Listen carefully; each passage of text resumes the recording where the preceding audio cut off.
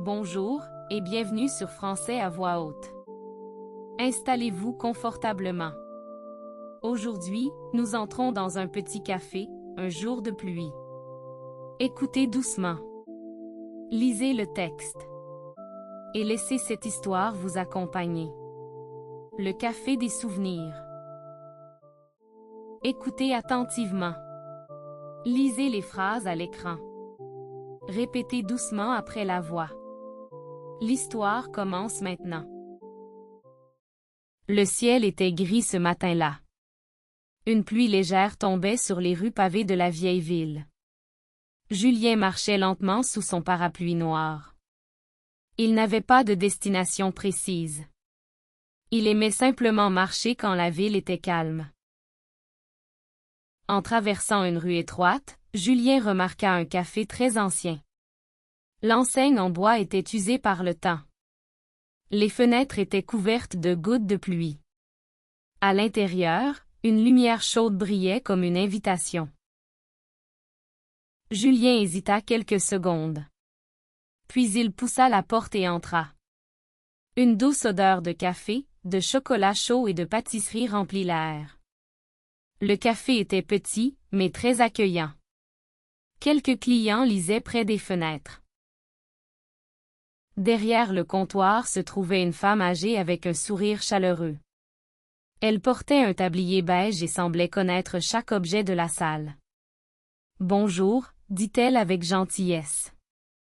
Julien répondit et commanda un café. Pendant qu'il attendait sa boisson, quelque chose attira son regard. Dans un coin, il y avait une vieille bibliothèque remplie de carnets. Chaque carnet avait une couleur différente, rouge, vert, bleu, jaune ou brun. Ils semblaient tous très anciens. Julien demanda à Madame Élise ce que contenaient ces carnets. La femme sourit doucement. « Ce sont des souvenirs, » répondit-elle. Julien ne comprit pas tout de suite. « Des souvenirs » répéta-t-il. Madame Élise expliqua que, depuis plus de 20 ans, les visiteurs écrivaient ici un souvenir important. Un moment heureux. Une rencontre spéciale. Un rêve réalisé. Parfois, une simple journée qui avait changé leur vie. Julien prit un carnet bleu et s'assit près d'une fenêtre. Il ouvrit une page au hasard. Le premier texte parlait d'un homme qui avait rencontré sa femme dans une gare. Un retard de train avait changé toute son histoire. Sur une autre page, une femme racontait son premier voyage à la mer. Elle décrivait l'émotion ressentie devant l'océan. Julien continua à lire. Chaque histoire était différente. Certaines étaient joyeuses. D'autres étaient plus émouvantes. Peu à peu, Julien oublia la pluie derrière la fenêtre. Le temps passait vite. Plus il lisait, plus il avait l'impression de voyager dans la vie d'autres personnes. Le café était calme, mais les carnets étaient pleins de voix. Puis Julien remarqua un carnet brun, placé tout en haut d'une étagère. Il semblait plus ancien que les autres. Il demanda à Madame Élise s'il pouvait le lire. Pendant quelques secondes, elle resta silencieuse. « Bien sûr, » dit-elle enfin. « Mais ce carnet est un peu spécial. » Julien l'ouvrit délicatement. Les pages étaient fines. L'écriture était parfois difficile à lire, mais chaque texte semblait vivant. Julien posa sa tasse à côté du carnet. La pluie dessinait de petites lignes sur la vitre. Dehors, les passants marchaient vite sous leur parapluie. Dedans, tout semblait plus lent. Le temps paraissait attendre avec lui. Au milieu du carnet, une histoire attira son attention. Un jeune homme racontait son arrivée dans la ville à 18 ans. Il ne connaissait personne. Il avait peu d'argent, beaucoup de doutes, et un grand silence dans le cœur. Le jeune homme écrivait qu'il avait dormi sa première nuit sur un banc de la gare. Le matin, il avait faim et il avait peur.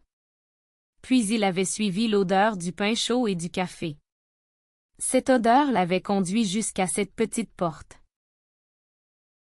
Pourtant, ce jeune homme écrivait qu'il avait trouvé du courage grâce aux gens rencontrés dans ce café. Un boulanger lui avait donné du travail. Une étudiante lui avait appris à mieux lire. Et une femme du café lui avait offert son premier vrai repas. Plus loin, Julien lut une autre phrase du même homme. « Si un jour je peux aider quelqu'un à mon tour, je le ferai. » Cette phrase était simple, mais Julien la relut 2 fois. Elle ressemblait à une promesse faite en silence. Julien lut jusqu'à la dernière page. Là, il trouva une phrase courte. « Si quelqu'un lit ceci dans le futur, j'espère qu'il comprendra une chose. Les souvenirs sont notre vraie richesse. » Julien referma doucement le carnet. Quand Julien leva les yeux, il remarqua une petite photo derrière le comptoir. On y voyait un jeune homme devant le café, avec un grand sourire. À côté de lui se tenait une jeune femme. Il semblait heureux, comme au début d'une belle aventure. « C'était Henri, » dit Madame Élise d'une voix douce. Le jeune homme du carnet. Plus tard, il est devenu mon mari. Nous avons gardé ce café ensemble pendant de longues années. Julien regarda le carnet avec une nouvelle émotion. Ces mots restèrent longtemps dans son esprit. Madame Élise vint s'asseoir à sa table. Elle expliqua que beaucoup de personnes revenaient chaque année. Certaines relisaient leurs anciens souvenirs. D'autres ajoutaient une nouvelle page. Madame Élise montra la bibliothèque. Chaque carnet garde une petite partie de quelqu'un. Quand une personne écrit ici, elle ne disparaît pas complètement. Elle laisse une trace, une lumière, quelque chose pour les autres. Les gens changent, dit Madame Élise. Mais les souvenirs restent. Ils nous rappellent qui nous avons été, et parfois, qui nous voulons devenir. Julien regarda autour de lui. Le café lui sembla soudain plus grand que sa petite salle. Avant de partir, Madame Élise lui tendit un carnet vide et un stylo. Vous pouvez écrire quelque chose, si vous le souhaitez. Julien resta silencieux. Il ne savait pas quel souvenir choisir. Il n'avait pas vécu de grande aventure. Puis un souvenir simple revint.